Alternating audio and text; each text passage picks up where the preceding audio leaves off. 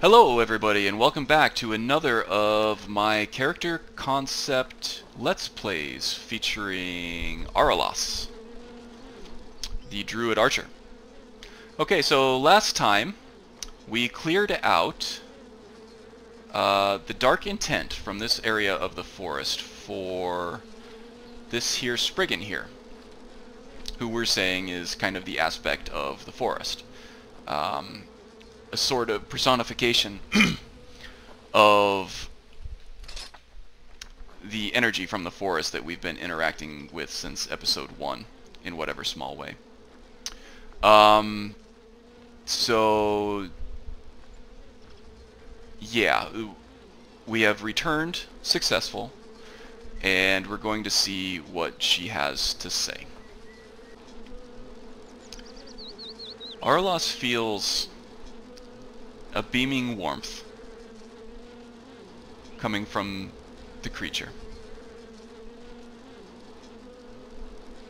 She looks at Araelas with her expressionless face, yet he can tell that she is immensely happy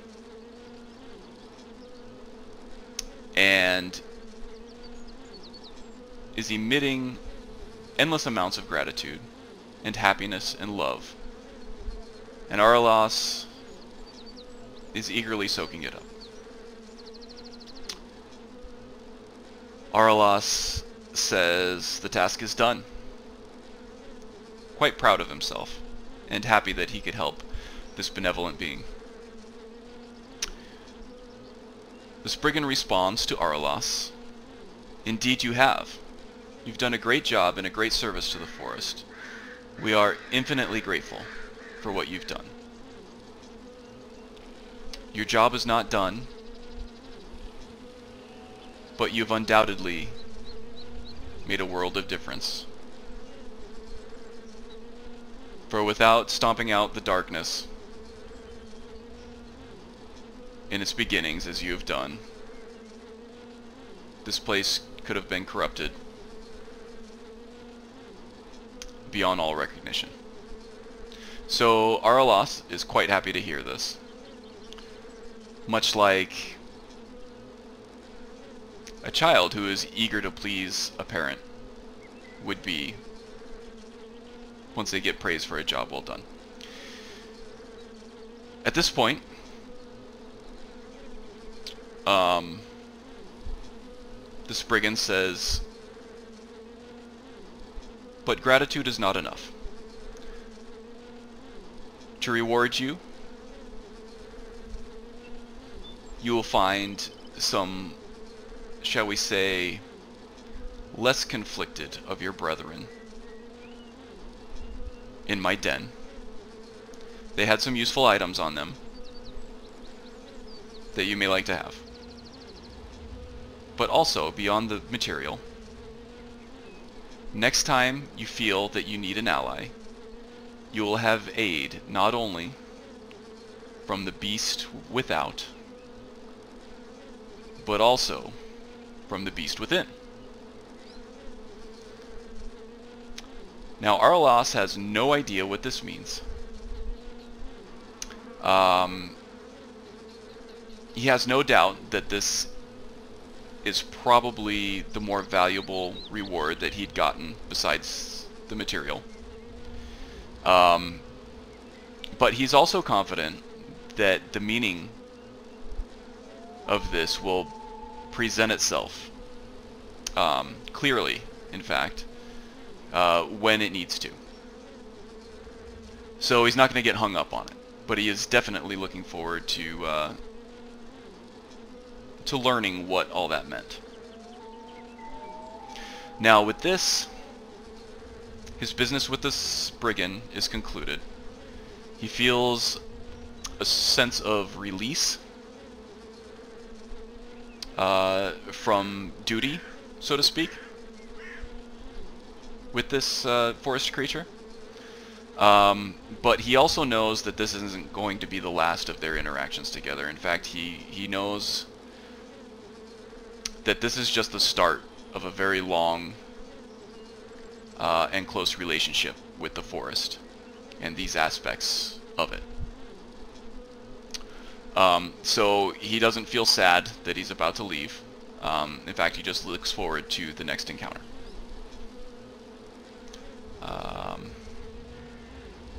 So for now, Araelas is released from duty, as it were, and he's free to kind of pursue his own interests for a while, until the forest calls again. Ah, just in time. Just when we thought we were off for the weekend, the forest gives us another critter to go take care of. So let's go do that. Okay, so we have some stuff to digest there, huh? The beast within, I wonder what that could mean. Who knows? But anyway, for now, let's go ahead and take care of what appears to be these spiders here that have kind of infested the area, and then we'll make our way over to Broken Helm Hollow to take care of the bandit bounty that we've gotten from the steward in Riften. I actually prefer to hunt predators in this game because they don't lead you on wild goose chases across the entire province, which is refreshing when you don't have to get a cardio workout just to appease kine. Okay, where's my bow? Here we go. Alright, spider sauce.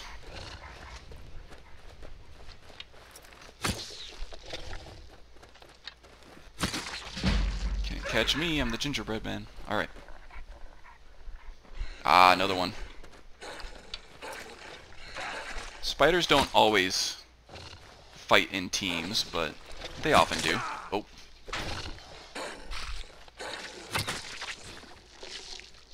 Oh man, that one shot almost killed us. Alright, so I guess we're not quite ready to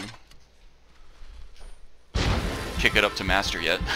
I am playing on adept difficulty. Just because as I mentioned before, this build, in terms of gameplay, is a bit of a steep climb in the beginning. Alright, let's get our hunting knife out. So I'm going to keep it on adept until I feel like I can a little more comfortably go up to master. I do want to show high-level gameplay at higher difficulties to kind of show off what the build can do, but we're just not really at that point yet. I don't want to do so at the expense of progressing the story and the roleplay and character progression here.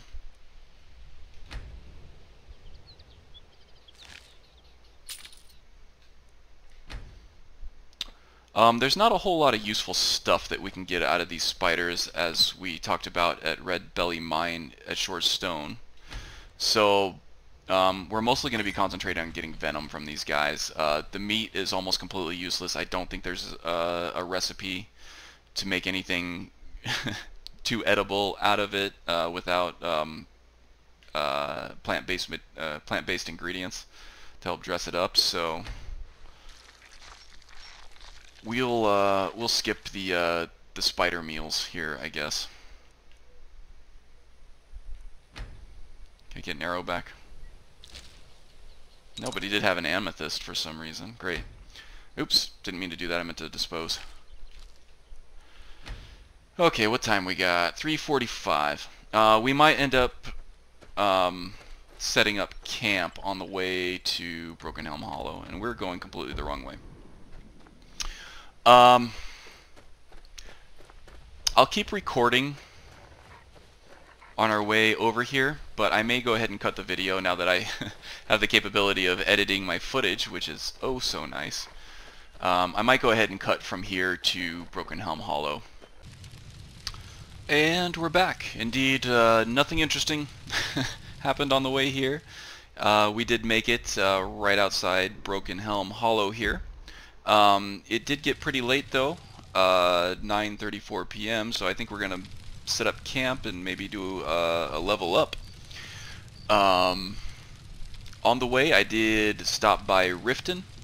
I sold off a bunch of my junk. I don't think I bought anything of interest there. No, nothing that I can think of. And then just came back here,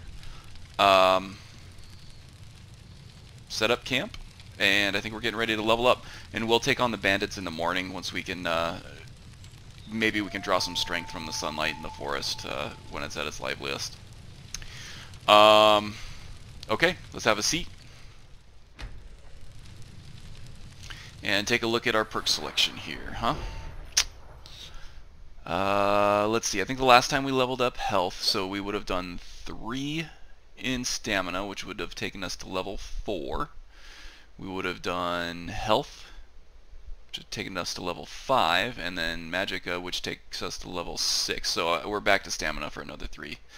Looks like if we're going to stick to our ratio that we set up.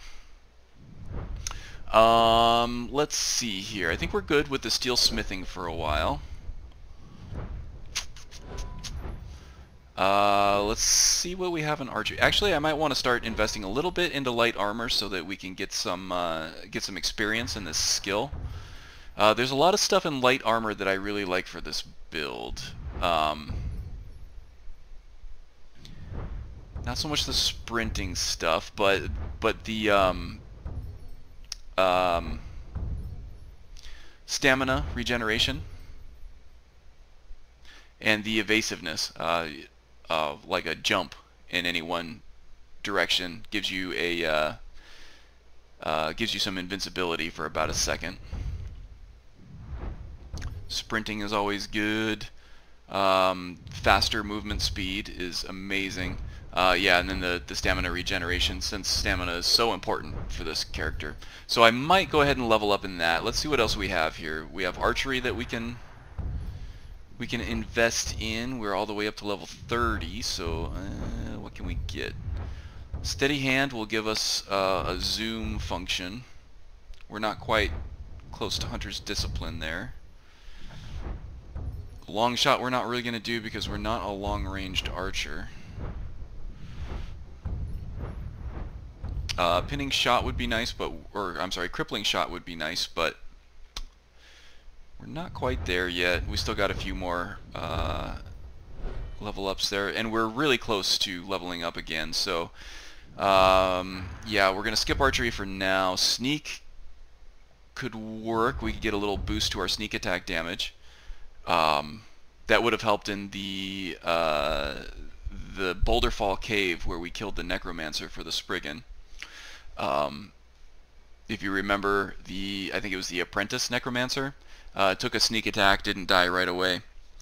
I feel like this character, if we're going to use a sneak attack and then get detected right away, that we want to be doing enough damage to make damn sure that we are taking out that target if we are going to break our hidden status with a bow shot. So this could be important as well. Not so much just to stay undetected at this point, but just for the sneak attack damage. Dynamic entry could be fun as well here. Performing a silent roll increases your weapon damage by 40% for 3 seconds. So as long as I fire my bow within 3 seconds of rolling, which would have to be a pretty quick shot, honestly, with the draw speed and everything.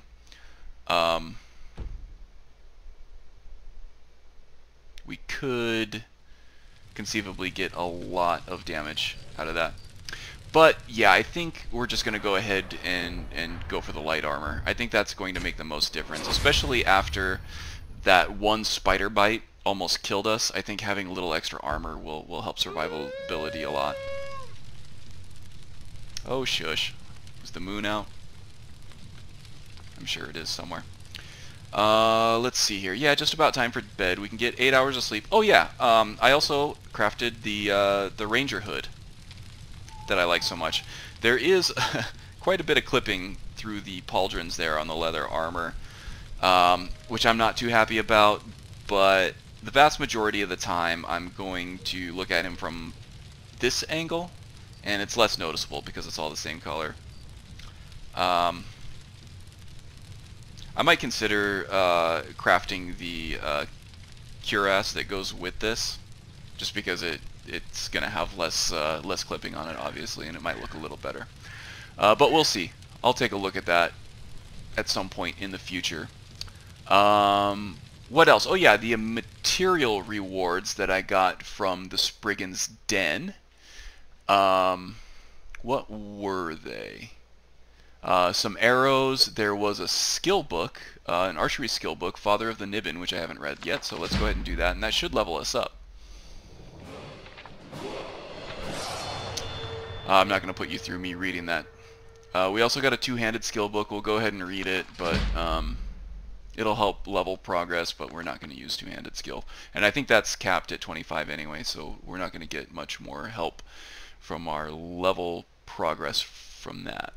The other thing that we found among some regular old hide armor and stuff was this interesting book, The Ancient Druidic Rites of Hircine, Volume 2. Now, it doesn't make a whole lot of sense since it starts with Volume 2. There's obviously another Volume 1 around here somewhere that helps add context to this. But it does mention rings, which represent Hircine and other ritual items, which can be crafted using Scrimshaw, I believe. So I think this is like a secret hidden quest in Hunterborn. So we're going to keep our eye out for Volume 1. We'll see if we can find another one and see what that gives us. The other thing I did was the heretical items that we found while we were purging the darkness from the forest. One of them was a Staff of Zombies. There was a alchemy skill book. And there was something else. Oh yeah, the Briarheart that kind of sent shivers down our spine.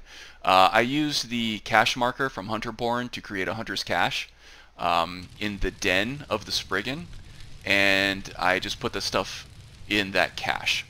That way the Spriggan can look over it, kind of protect it, and keep that green pact heresy from spreading. Okay. And it also frees us of the encumbrance of having to carry that stuff around anyway. So let's get some sleep, rest up for our big bandit battle. Ooh, alliteration. Our big bandit bounty battle. Say that 10 times fast. So this is Araelas' first bounty on people. And I don't know that he's feeling any kind of moral dilemma on this. Bandits are terrible people, generally, in Skyrim. There's not a whole lot of redeeming quality about them. So he's not feeling too bad about taking these people on. He's not feeling too bad about getting paid money for it. Hunting is something that he's good at. It's a skill that he's honed for a very long time. He's proud of how good he is at it, and he's proud of the value that it provides to society. Being a bit of an outcast, I think that lends him to... Oh, here we go.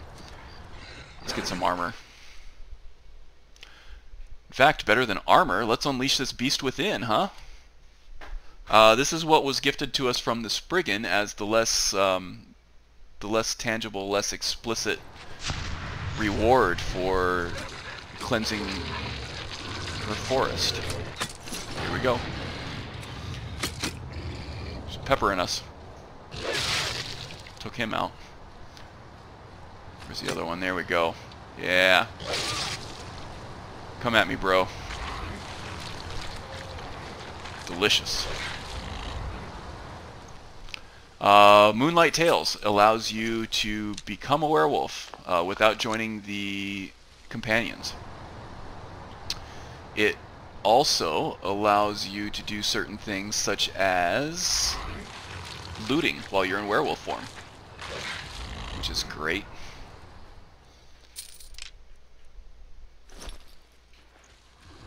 Okay, let's ride this Bloodlust, shall we?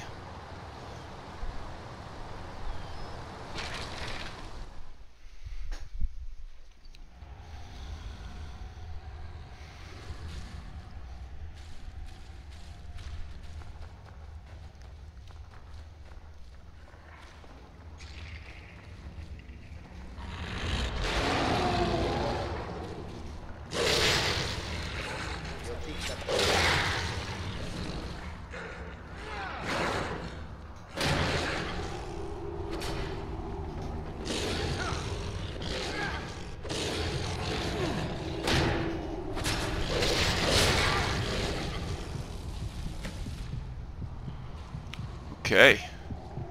Well, this beast within turns out to be quite powerful, huh?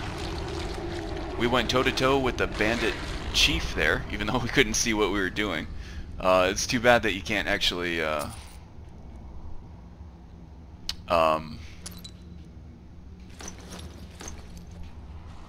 keep your lantern equipped in werewolf form.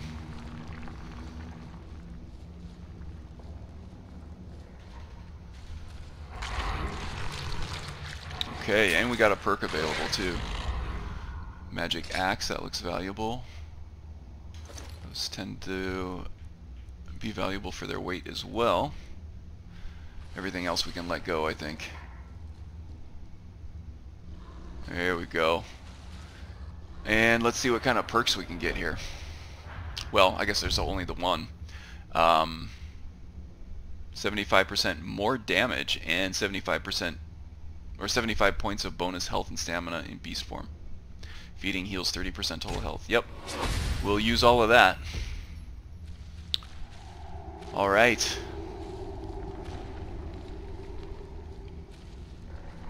Unleash the beast, as they say.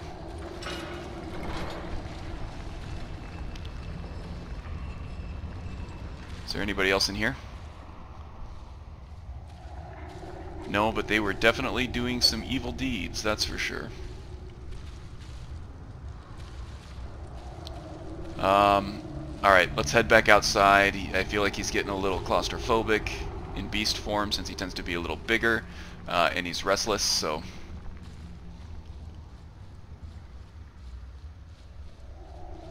he's going to go outside and try to rest it off, I think.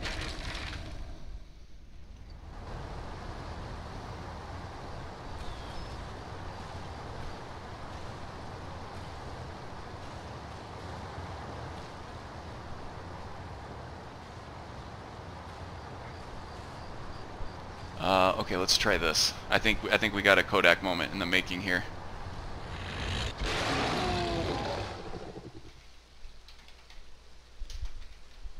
Oops. Here we go. Oh, I gotta still have the camera speed slowed down from that little cinematic cutscene that we had before. So let's speed that back up.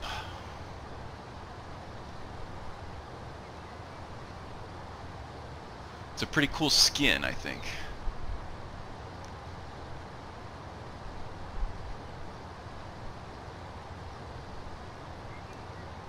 See if we can get a good angle here.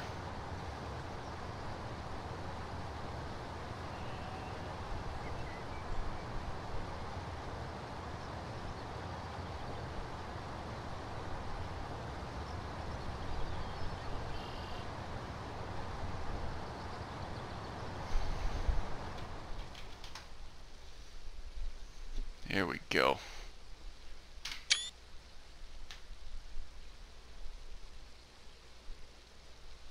Posting that one on the Discord, huh?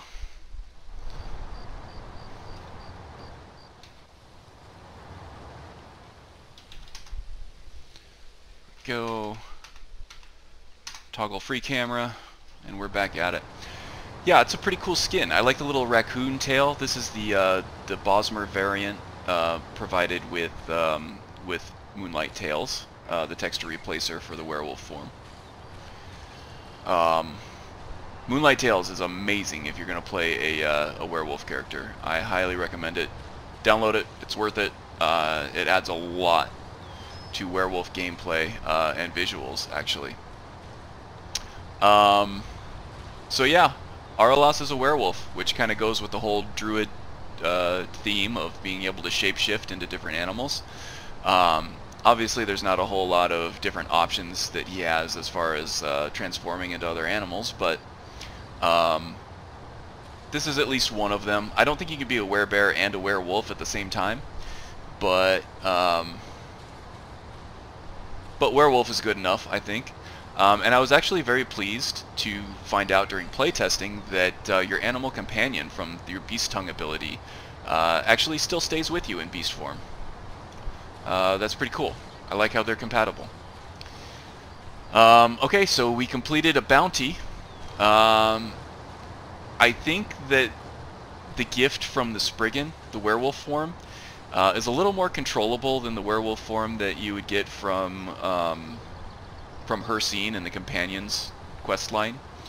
So I don't think that Araelas is going to go on a tear and start killing everybody that he sees and run over to Riften and Fort Dawnguard and start slaughtering innocent people. He might run around and just kind of enjoy the strength that he gets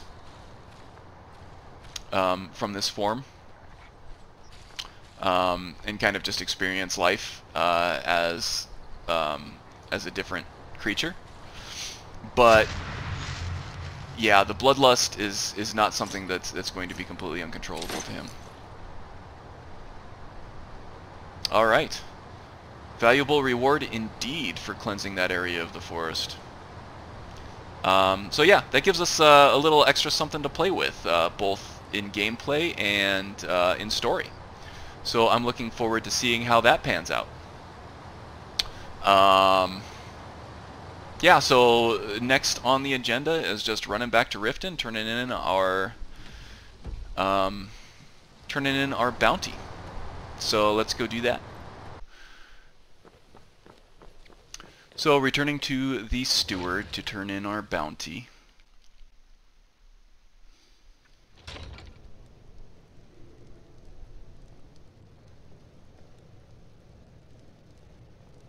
Where is the steward?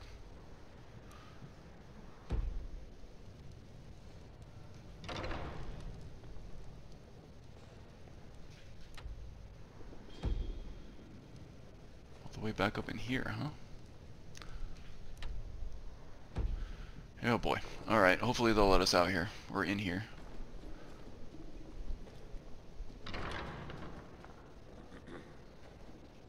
Oh, it's still really early.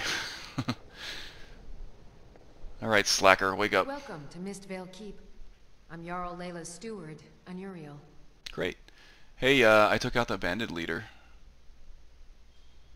Excellent. You've done us a great service. Here is your reward. 675 gold. You're welcome. How about that, huh? As long as you continue to a lot obey better our than the laws. 100 gold that you normally get. Yeah, I'm running a mod called Bounty Gold SSE.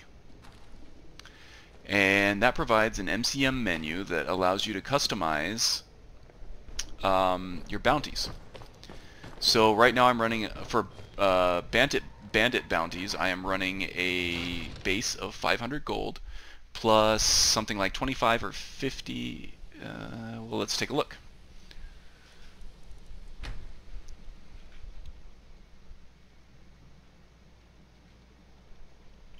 Uh, 25 gold per level.